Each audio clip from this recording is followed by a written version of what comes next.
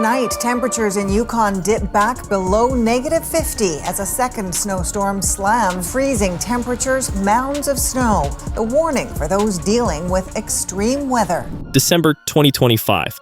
Winter has arrived in Canada, and with it, an energy crisis that's hammering families, businesses, and entire provinces. Electricity bills are spiking to levels Canadians have never seen. Grid alerts are flashing warnings about potential blackouts. Natural gas prices are surging, and provincial governments are scrambling to prevent catastrophic shortages as temperatures plunge. This isn't a theoretical problem. This isn't next year's concern. This is happening right now. December 2025. November 2025, typically one of the lowest cost months of the year for electricity, ended with an average wholesale electricity price of $82 per megawatt hour in Ontario, higher than every other month in 2025. During periods of tight system conditions, some real-time prices exceeded $500 per megawatt hour. $500 per megawatt hour. That's more than 6 times the average November price. And we're only at the beginning of winter. I'm going to break down exactly what's happening across Canada. The electricity price explosion in Ontario. The grid alerts and brownouts in Alberta. The natural gas shortage warnings. The provinces at risk of power shortages. The families choosing between heating and eating. Because this energy crisis is accelerating, and it's about to get much worse. But first, if you want to understand what's really happening to Canada's energy system without the government spin, make sure you're subscribed to this channel. Hit that subscribe button right now. Your subscription helps us expose the truth about Canada's energy crisis. Alright, let's start with Ontario's electricity price catastrophe. November, typically one of the lowest cost months, saw wholesale electricity prices of $82 per megawatt hour, higher than every other month in 2025. November is supposed to be cheap, mild temperatures, low demand, but 2025 flipped the script. During periods of tight system conditions, real-time prices exceeded $500 per megawatt hour. That's not a typo. $500 per megawatt hour. For many greenhouses and industrial operations, this has meant an unexpected increase in operating costs that have added significant strain to operating budgets. Businesses getting crushed, families opening November bills and seeing charges they've never experienced. And this is before the coldest months hit. So what's driving Ontario's price spike?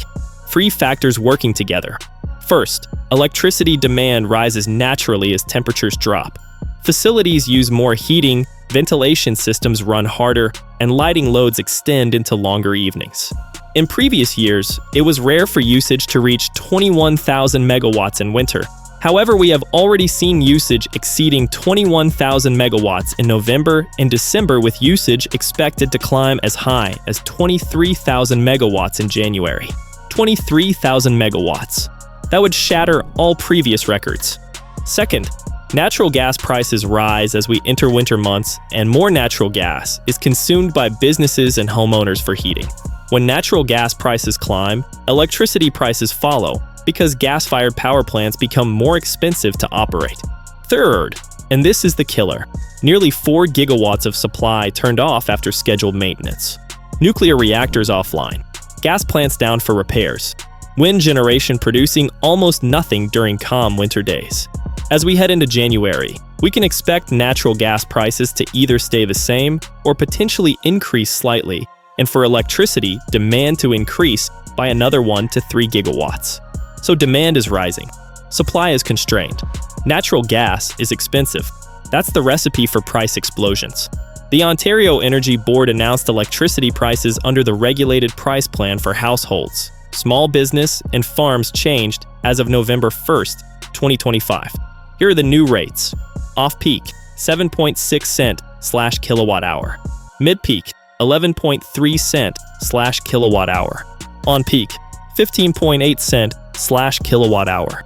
On-peak hours are 4 p.m. to 9 p.m., right when most homes are just home from work, cooking dinner, or relaxing. The exact time families use the most power is when it costs the most. In February 2025, cold temperatures caused a 14.3% year-over-year spike in electricity demand. And that was February. January and February 2026 could be even worse. In 2024, The average Ontario household paid roughly 13.1 cents per kilowatt hour, but projections indicate that by the end of 2025, rates could exceed 14.5 cents per kilowatt hour. For the average homeowner in Ontario, higher energy costs translate into higher monthly utility bills, especially during peak seasons like winter and summer. A typical household could see annual increases of $150 to $250 on electricity bills alone, not accounting for higher heating costs during winter. $150 to $250 extra per year. And that's using conservative estimates from before the November price spike. Now let's talk about Alberta, because Alberta's energy crisis is even more dramatic. Alberta's electric system operator has issued 17 provincial grid alerts since 2021. Between 2017 and 2020, it issued just 4 grid alerts in 4 years, then 17 in the next 4 years. The frequency is accelerating. In January 2024, Alberta's electricity grid was pushed to the limit when record low temperatures triggered an emergency alert to prevent rolling blackouts. An emergency alert was issued at 6:44 p.m. Saturday, January 13, 2024.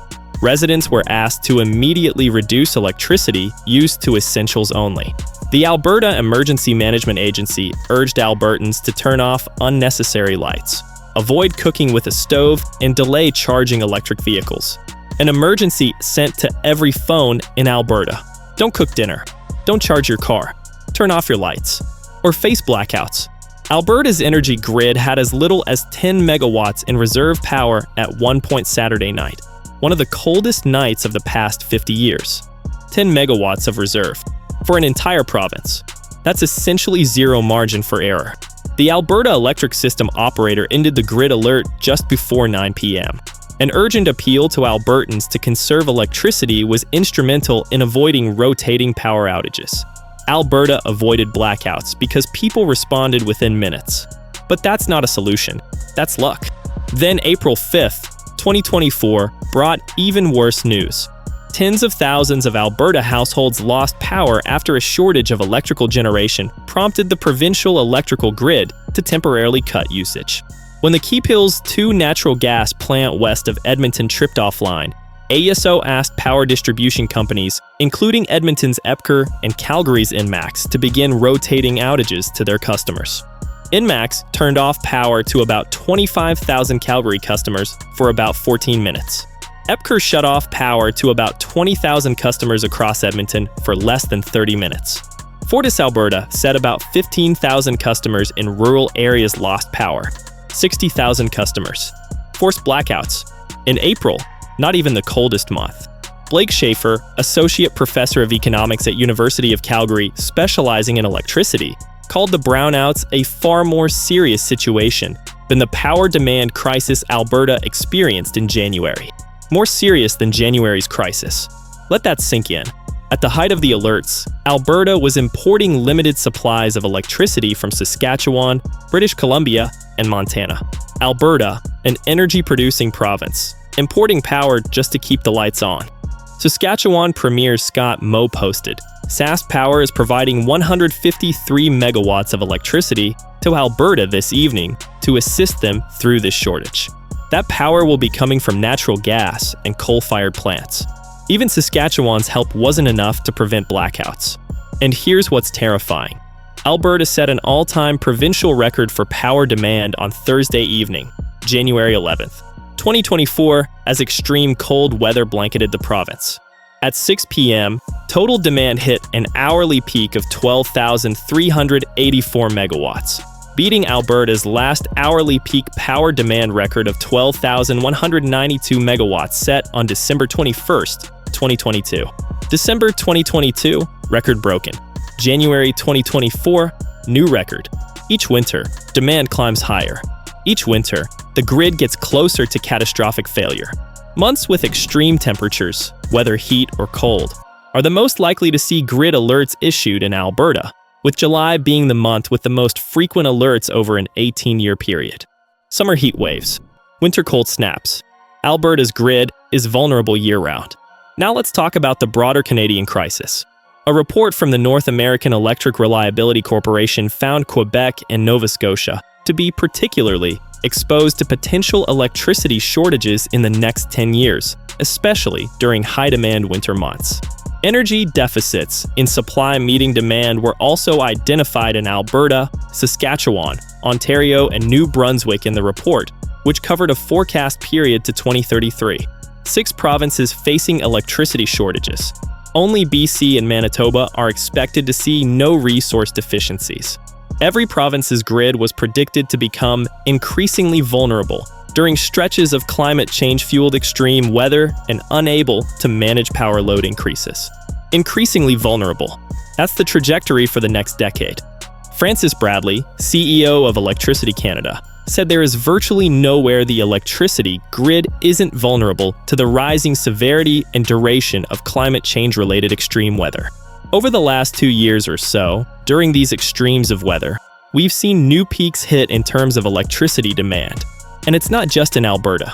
We saw new peak demands hit last summer in Ontario. We saw new peak demand hit last winter in Quebec. Every province setting new demand records. Every grid stretched to breaking point. Now let's talk about natural gas, because that's the other half of Canada's winter energy crisis. After record-setting consumption and production in 2024, Canadian natural gas has continued strong production, reaching record levels in 2025.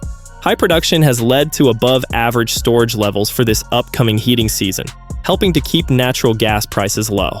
At a national level, prices have averaged $1.58 this year, notably below the 5-year average. So natural gas prices are relatively low compared to recent years. But here's the problem. Transmission and delivery charges, which usually make up more than 50% of your energy bill, can increase to 65% of your total bill in the winter due to higher energy demand. The commodity might be cheap, but getting it to your home costs more in winter. In Alberta, there are bound to be extended periods of extreme cold weather during winter, which cause long spikes in energy usage. With temperatures dropping well below 0 degrees in the winter months, heating systems have to work extra hard, pushing energy use and bills higher. And here's what families are facing. Quebec sees a 67% increase in winter consumption compared to summer due to electric heating. 67% more power used in winter. For provinces dependent on electric heat, winter bills are brutal. Over the last 2 decades, energy prices in Canada have risen faster than both general inflation and household income. Prices rising faster than wages. That's the definition of affordability crisis. The electricity price, measured by the Power Selling Price Index, increased by 92.2% between 2000 and 2021. 92% increase in 2 decades. Wages didn't rise 92%. Incomes didn't double, but electricity prices did. In 2021, 22.1% of households in the lowest income quintile, earning $31,200 or less, and 20.7% in the second lowest income quintile, earning between $31,200 and $55,000, experienced energy poverty. 1 in 5 low-income families in energy poverty, choosing between heating and eating. And it's getting worse. In Canada, consumer reliance on fossil fuels magnifies the impact that price spikes and supply disruptions have on the economy. In 2022, the main sources of primary energy consumed in Canada were natural gas, 38.1%, refined petroleum products, 35%, followed by electricity, 23.5%. 73% of Canada's energy from fossil fuels. When oil and gas prices spike, everything gets more expensive. Now let's talk about what's coming, because winter is just beginning. As we head into January, we can expect natural gas prices to either stay the same or potentially increase slightly, and for electricity demand to increase by another 1 to 3 gigawatts in Ontario.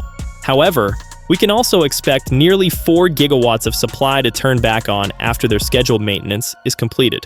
So Ontario might get relief if those power plants come back online on schedule. That's a big if. Alberta's outlook is worse.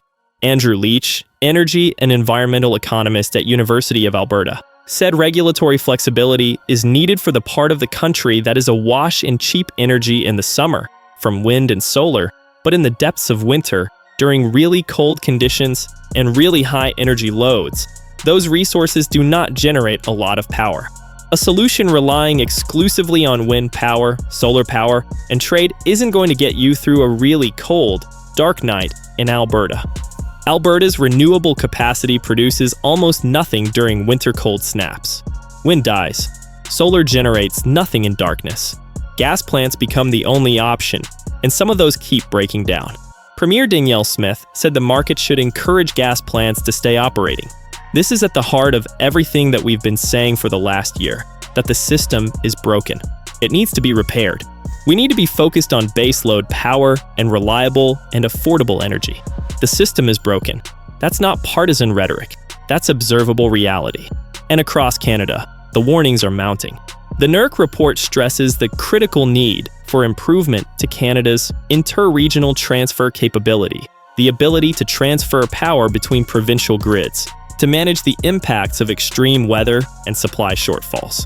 This enhancement is vital for ensuring energy reliability and optimizing generation resources, especially given the increasing electrification of the economy and increasing vulnerabilities. Canada needs a national grid. Provinces need to share power, but that infrastructure doesn't exist and won't exist for years. Here's the bottom line as we enter winter 2025 to 26. Ontario wholesale electricity prices hit $82 per megawatt hour in November, higher than every other month in 2025. Real-time prices exceeded $500 per megawatt hour during tight conditions. Ontario electricity demand expected to hit 23,000 megawatts in January, shattering all records. Alberta issued 17 grid alerts since 2021 versus just 4 from 2017 to 2020. Alberta Grid had only 10 megawatts reserved during January 2024 crisis. 60,000 Alberta customers lost power in April brownouts. Quebec, Nova Scotia, Alberta, Saskatchewan, Ontario, New Brunswick all facing electricity deficits through 2033. Every province's grid increasingly vulnerable to extreme weather. Quebec winter electricity consumption 67% higher than summer. 22% of lowest income families in energy poverty.